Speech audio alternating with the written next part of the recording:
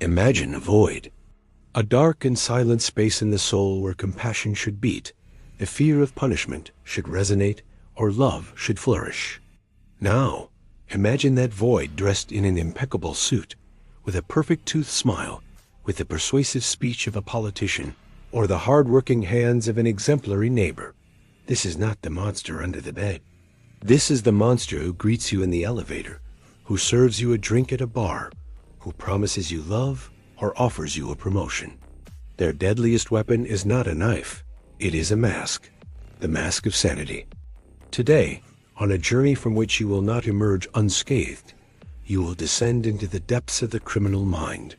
You will meet, in a meticulous and revealing countdown, the 10 most terrifying American psychopaths who have ever existed, not only because of their number of victims, but because of the deliberate choice of evil, the icy calculation of their acts, and a terrifying lesson they left us, that the most absolute danger is not announced with growls, but with good manners. In the coming minutes, their true stories will prove to you that the concept of psychopath goes far beyond a simple murderer. It is the embodiment of a perverted intelligence at the service of the darkest instincts. What defines a psychopath? Forget the image of the lunatic. A psychopath is functional, lucid, and often charming. They lack the moral compass that guides most. They do not feel genuine empathy. They do not experience remorse. They see people not as beings with emotions, but as objects, as tools for their pleasure, their benefit, or their entertainment. They are social predators who study and replicate human emotions to hunt. And the profiles you will discover today are the ultimate exponents of this pathology on American soil. In 10th place, a man who turned the facade of philanthropy into a curtain for depravity. John Wayne Gacy, the killer clown. Gacy was a respected man in his Chicago community. Successful contractor, Democratic precinct captain, he organized children's parties dressed as Pogo the Clown. No one suspected that under his house, in a cramped crawl space, lay the bodies of 33 young men and teenagers. Gacy personifies the most extreme duplicity. His mask of a model citizen was so thick, so convincing, that even when disappearances were linked to his area, the police hesitated. He himself offered to help with the investigations. His psychopathy fed on absolute control and the annihilation of innocence, mocking the world with his own caricature of joy. The 9th step takes us to the mind of an urban predator whose trademark was random terror. Richard Ramirez, the Night Stalker. Unlike Gacy, Ramirez did not seek to integrate.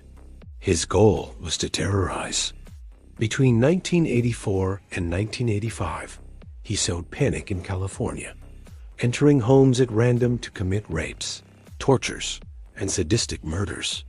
He adorned his crimes with satanic symbols, an aesthetic that fed his own myth and the media fear. Ramirez was an impulsive psychopath addicted to violence, a vagabond of evil who did not build a mask of normality, but one of demonic notoriety. His mere name paralyzed a city, proving that pure terror, without logic or purpose other than chaos, can be equally terrifying. In 8th place, the chilling story of a man who confused possession with love. Jeffrey Dahmer, the Milwaukee cannibal. Dahmer represents psychopathy taken to an intimate and existential horror. He not only killed 17 men and boys, primarily from marginalized communities, he sought to erase their humanity. He conducted macabre experiments, trying to create submissive zombies through lobotomies, and practiced necrophilia and cannibalism. His psychopathy was mixed with a severe sexual disturbance and an abysmal fear of abandonment. The most disturbing thing was his ability to, after his monstrous acts, interact with the police with a chilling calm. On one occasion, he managed to convince officers that a disoriented and bleeding young man was his boyfriend in a simple domestic spat. That coldness to manipulate on the very edge of the abyss is the hallmark of pure psychopathy. 7th place belongs to the most prolific serial killer in the United States, a ghost who remained silent for decades, Samuel Little. He confessed to 93 murders, of which the FBI has corroborated more than 60. Little was a nomad who traveled the country, attacking mainly vulnerable women, many involved in drug use or prostitution, whose disappearance did not trigger an immediate investigation. His psychopathy was methodical and patient. He had a photographic memory and years later could accurately draw portraits of his victims, remembering details of their clothing and faces. His terror lay not in spectacle, but in the quiet, unnoticed scale, in the ease with which a predator can move through the margins of society. We arrive at sixth place, where we find the perfect assistant, Theodore Ted Bundy. Bundy is the archetype of the charming psychopath. Young, attractive, law student, volunteer on a suicide crisis hotline. He used his intelligence and charisma to disarm his victims, often feigning a disability, a broken arm and a cast, to ask for help. Thus, he kidnapped, raped, and murdered dozens of young women. Bundy was a narcissist. He enjoyed the media coverage of his crimes. In a supreme act of psychopathic audacity, he defended himself in court, turning the courtroom into his personal stage. His case is fundamental because it destroyed the myth that a murderer has a murderer's face.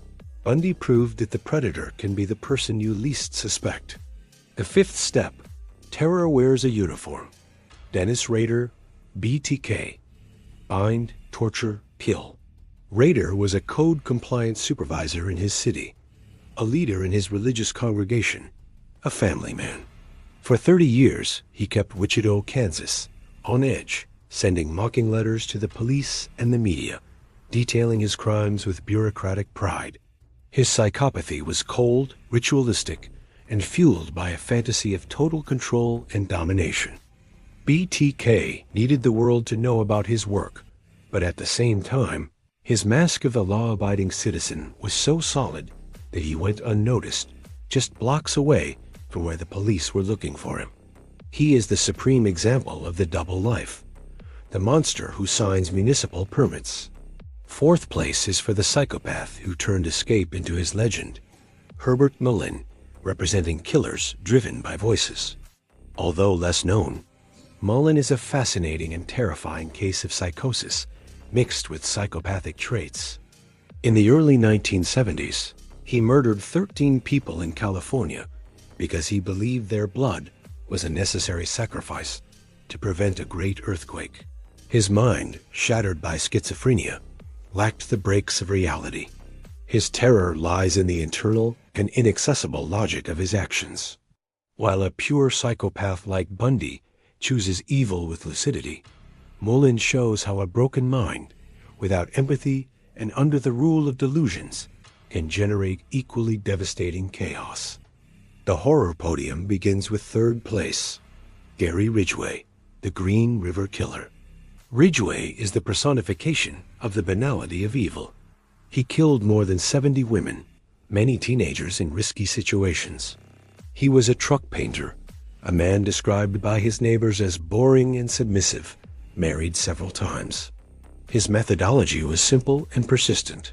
The most shocking thing was his later confession, where he described his victims as disposable objects. He negotiated a life sentence in exchange for revealing the location of bodies, a calculated exchange that demonstrated his total absence of remorse. Ridgway was an industrial predator, a low-profile psychopath whose true nature was invisible even to those who shared his bed.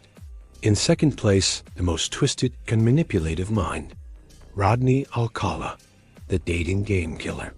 Talented photographer, UCLA graduate, winning contestant on the TV show The Dating Game, while actively seeking victims. Alcala is the psychopath as an artist of deception. He used his camera and charisma to lure women, subjecting them to photo sessions before murdering them. His intelligence was superlative. He defended himself in trials, prolonging the process for decades. He kept trophies from his victims in a storage locker. His case is the most cinematic and disturbing for how he played with the media and spectacle, using popular culture as bait for his pathology. And finally, first place, and most terrifying American psychopath, David Berkowitz, son of Sam.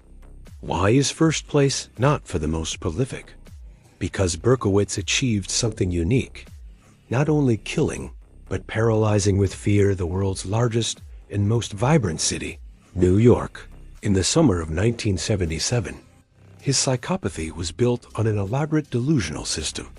He believed a neighbor named Sam, who was actually a man named Carr, ordered him to kill through the barks of his black dog.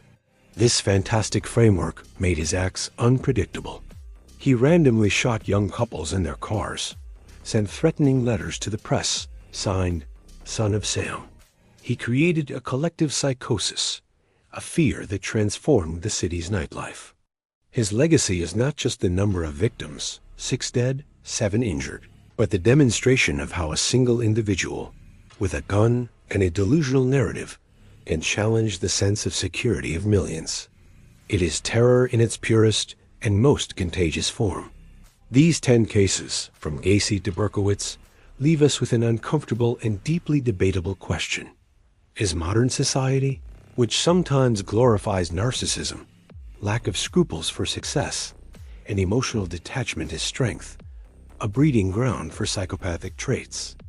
Are we unwittingly rewarding in business or politics the same characteristics that, in their extreme expression, we find in these men? The line between a ruthless CEO and a criminal psychopath may be thinner than we think. The difference often lies only in the object of their predation and the boundaries they decide to cross. This has been an immersion into the abyss. If these profiles have made you reflect, question, and yes, feel a shiver, then you have understood the lesson. The real danger is not knowing these stories.